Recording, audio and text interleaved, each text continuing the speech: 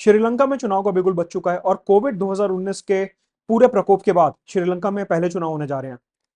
एक ऐसा देश जो हमारे साउथ में एक आइलैंड देश है, जो कि हमारी नेबरहुड फर्स्ट पॉलिसी का भी पार्ट है, इंडो पैसिफिक पॉलिसी का भी पार्ट है, और इस पूरे एरिया में चाइना को काउंटर करने के लिए एक बहुत इंपॉर्टेंट देश है।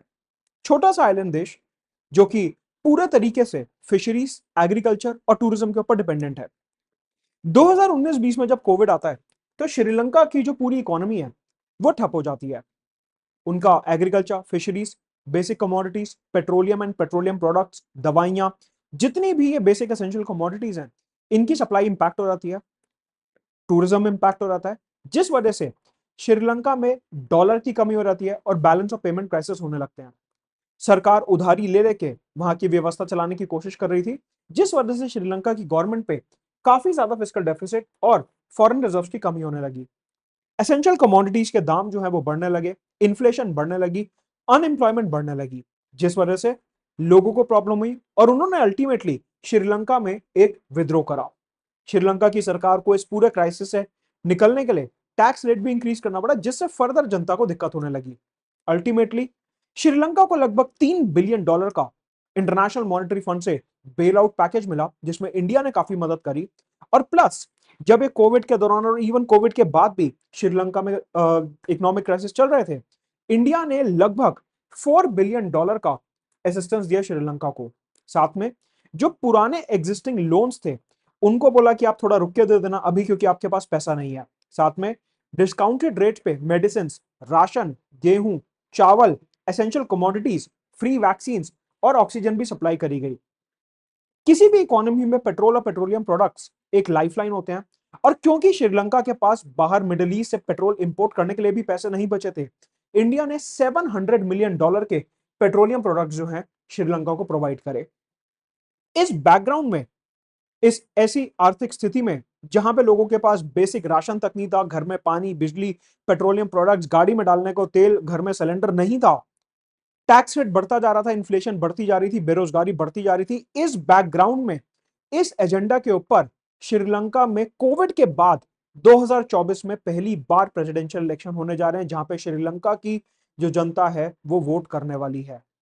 समझेंगे कि कैसे ये जो पूरा चुनाव है ये इंडिया को इंपैक्ट करेगा, इंडिया श्रीलंका रिलेशंस को इंपैक्ट करेगा, चाइना का इसमें क्या एंगल रहेगा, और कोलंबो सिक्योरिटी कॉन्क्लेव में हमारा क्या रोल रहेगा। आगे बढ़ने से पहले अपनी वेबसाइट पे international relations, CSAT foundation course और पॉलिटी बेसिक फाउंडेशन कोर्स अब अवेलेबल हैं, जहां पे आईआर और पॉलिटी में एक्सटेंसिव आंसर राइटिंग, साथ में पॉलिटी में बेयर एक्ट एनालिसिस करवाने वाला हूं।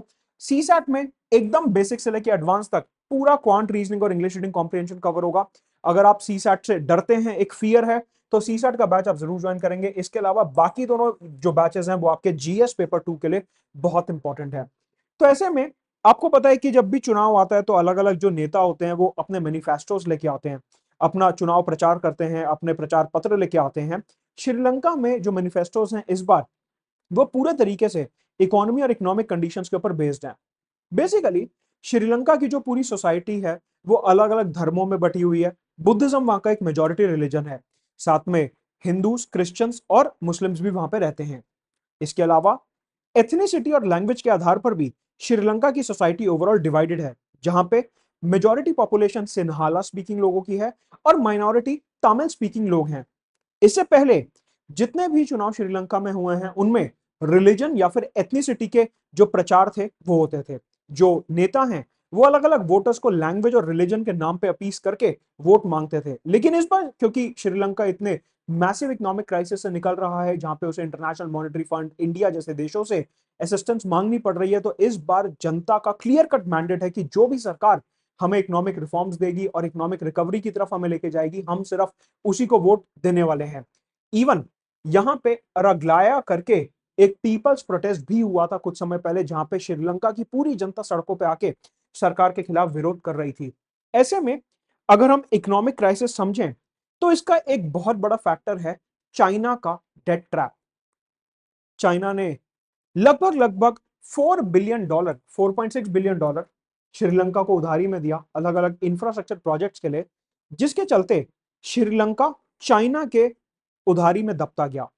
उधारी कोई फ्री में तो देता नहीं है, आपको उधारी के बदले ब्याज का पैसा देना पड़ता है, इंटरेस्ट पेमेंट्स देनी पड़ती हैं। और बेसिक इकोनॉमी कहती है कि जितने ज्यादा इंटरेस्ट पेमेंट्स होंगे उतना ही ज्यादा हमारे देश का फिस्कल डेफिसिट बढ़ता रहेगा। तो आप देखिए, दोनों डॉट्स को कनेक्ट करिए। एक तो हो गई कोविड इंड्यूस्ड प्रॉब्लम, जहां पे टूरिज्म ठप हो गया, एक्सपोर्ट ठप हो गए, एग्रीकल्चर फिशरीज ठप हो गए, देश में पैसा वैसे ही नहीं बचा। पेट्रोलियम प्रोडक्ट्स आप इंपोर्ट नहीं कर पा रहे, बेसिक कमोडिटीज आप इंपोर्ट नहीं कर पा रहे, इन्फ्लेशन बढ़ गई, तो जनता के पास भी पैसा नहीं बचा।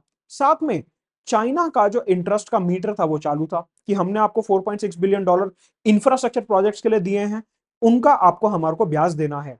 यहां पे एक रियलिटी ये है कि चाइना ने जो भी इंफ्रास्ट्रक्चर के लिए ये लोन्स दिए थे, इसमें से बहुत से प्रोजेक्ट्स ऐसे थे जो कभी प्रॉफिटेबल हुए ही नहीं, यानी कि उनमें जितने भी बिलियन और मिलियंस का इन्वेस्टमेंट हुआ वो सारा का सारा इन्वेस्टमेंट डूब गया, यानी कि प्रॉफिट भी नहीं हुआ और सरकार को ब्याज का पैसा चाइना को अलग देना पड़ रहा है। इसमें सबसे प्राइम एग्जाम्पल था हम्बनटोटा पोर्ट, चाइना का, श्रीलंका का, जो चाइना ने बनवाया था। हम्बनटोटा पोर्ट जो कि एक लैंडमार्क पोर्ट है इंडियन ओशन में, वो प्रॉफिटेबल नहीं हो पाया, जिसकी वजह से चाइना ने बोला कि आप क्योंकि मेरा लोन का पैसा वापस नहीं कर पा रहे हो, एक काम करो, हम्बनटोटा पोर्ट की जमीन मेरे को 99 ईयर्स के लिए लीज पे दे दो। क्या होता है कि अगर आप लोन नहीं चुका पाओगे तो बैंक वाला क्या करेगा, आपका घर जब्त कर लेगा कि ईएमआई नहीं दे रहे, आपका घर आज से मेरा हो गया। वही सेम काम चाइना ने बड़े पैमाने पे करा, श्रीलंका को लोन दिया, लोन श्रीलंका चुका नहीं पाया, इंटरेस्ट वापस दे नहीं पाया, श्रीलंका ने बोला आज से ये पोर्ट हमारा हो गया, और मजबूरन श्रीलंका को 99 ईयर्स के लिए हम्बनटोटा पोर्ट जो है वो चाइना को लीज पे देना पड़ा। जैसे ही हम्बनटोटा पोर्ट श्रीलंका को लीज पे मिला, वैसे ही देखिए, इधर है हम्बनटोटा पोर्ट, एकदम नीचे श्रीलंका के सर्दर्न हिस्से में, इंडियन ओशन के एकदम टिप पे हम्बनटोटा पोर्ट। जैसे ही चाइना को हम्बनटोटा पोर्ट मिलता है, दो तरीके के क्राइसिस आते हैं। मैंने आपको दिखाया कि हम्बनटोटा पोर्ट जो है इंडियन ओशन के एकदम बीच में है, तो इंडिया की सिक्योरिटी के ऊपर एक खतरा मंडराता है, क्योंकि इंडिया के बहुत सारे शिप्स वहां से निकलते हैं, ट्रेड के शिप्स, फिशरमैन के शिप्स, हमारे अलग अलग टूरिस्ट शिप्स वहां से निकलते हैं। ऐसे में चाइना के पास अगर हम्बनटोटा पोर्ट होगा तो इंडिया की सिक्योरिटी के ऊपर एक क्वेश्चन मार्क आता है कि चाइना कब चाहे अटैक कर दे, हमें पता नहीं चलेगा। दूसरा, चाइना ने हम्बनटोटा पोर्ट पे अपने स्पाई सर्वेलेंस शिप्स यानी कि जासूसी शिप्स को भी स्टेशन करा, ये देखने के लिए कि इंडिया की नेवी, आर्मी, एयरफोर्स जो है उस पूरे रीजन में क्या एक्सरसाइजेस और प्रैक्टिसेस कर रही है। यानी कि चाइना ने इधर एक मास्टर स्ट्रोक खेला हम्बनटोटा के फॉर्म में, जहां पे श्रीलंका तो नुकसान में रहा ही कि उन्हें अपनी जमीन चाइना को देनी पड़ी 99 ईयर्स के लिए, साथ में भारत की सिक्योरिटी के ऊपर भी एक क्वेश्चन मार्क उठने लगा। और यह बात किसी से छुपी नहीं है कि चाइना इंडो पैसिफिक एरिया में अपनी जो पकड़ है, अपना जो इन्फ्लुएंस है, उसको एक्सपैंड करने की कोशिश कर रहा है। चाहे वो अरेबियन सी हो, इंडियन ओशन हो, साउथ चाइना सी रीजन हो, पूरे इंडो पैसिफिक में चाइना अपनी पकड़ को मजबूत करने की कोशिश कर रहा है। ऐसे में इंडिया के सामने दो प्रॉब्लम्स थी। एक, कि श्रीलंका अगर कमजोर होता है तो हमारे यहां प्रॉब्लम्स आएंगी। क्यों? श्रीलंका की गरीबी, इन्फ्लेशन और भुखमरी को छोड़ के वहां के लोग इंडिया में रेफ्यूजी बन के आएंगे, जिससे इंडिया को प्रॉब्लम होगी। और तभी कहते हैं ना कि हमारा जो पड़ोस है, हमारा जो नेबरहुड है, वो जितना स्टेबल हो उतना अच्छा है। यानी कि एक प्रॉब्लम तो ये हो गई कि हमारे को स्टेबल श्रीलंका चाहिए था, जिससे कि हमारे यहाँ रेफ्यूजी प्रॉब्लम ना आए। दूसरी बात, चाइना के बढ़ते इन्फ्लुएंस को देख इंडिया की सिक्योरिटी के ऊपर एक खतरा मंडरा रहा था, जिसकी वजह से हमारी दूसरी प्रॉब्लम खड़ी हुई। ऐसे में क्वेश्चन ये उठता है कि इस पूरे बैकग्राउंड में कि एक तो चाइनीज क्राइसिस हो गए, कोविड के बाद के इकोनॉमिक क्राइसिस हो गए, पीपल्स प्रोटेस्ट हो गया, और श्रीलंका में अब चुनाव हो रहे हैं इकोनॉमिक रिफॉर्म्स के एजेंडा पे। ऐसे में इंडिया श्रीलंका को किस प्रकार से देखता है? सबसे पहले आपको यह बात ध्यान रखनी है, और ये मेंस एग्जामिनेशन और एसए और इंटरव्यू में भी आप यूज कर सकते हैं। श्रीलंका में कोई भी पार्टी पावर में आए, उससे इंडिया को बहुत ज्यादा फर्क नहीं पड़ता।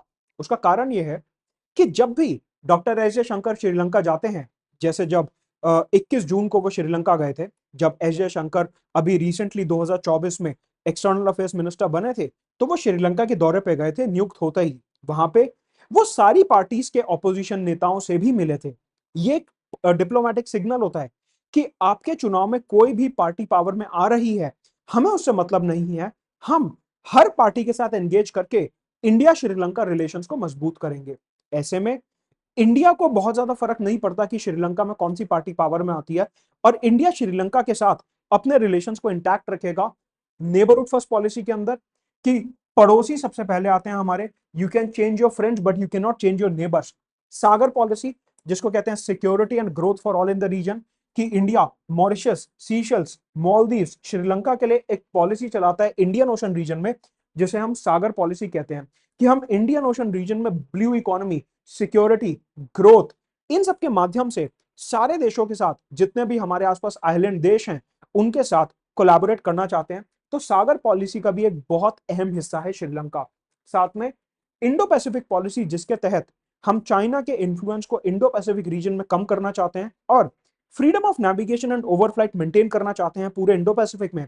इस पॉलिसी का भी श्रीलंका एक बहुत अहम हिस्सा है, क्योंकि हमने देखा कि किस प्रकार से श्रीलंका के हम्बनटोटा पोर्ट का इस्तेमाल करके चाइना जो है इंडो पैसिफिक में हमारे लिए बाधा डालने की कोशिश कर रहा है। साथ में पंचिल प्रिंसिपल्स को भी इंडिया फॉलो करता है, यानी कि श्रीलंका के इंटरनल अफेयर्स में हम इंटरफेयर नहीं करेंगे। वहां पे कौन सी पार्टी पावर में आती है वो हमारा मैटर नहीं है, हम तो हर पार्टी के साथ एंगेज करने के लिए तैयार हैं। ऐसे में इन सारे प्रिंसिपल्स को देखते हुए, अपने नेशनल इंटरेस्ट को देखते हुए और चाइना को थोड़ा सा दूर रखने के लिए इंडिया ने इकोनॉमिक क्राइसिस के दौरान श्रीलंका की काफी ज्यादा मदद करी।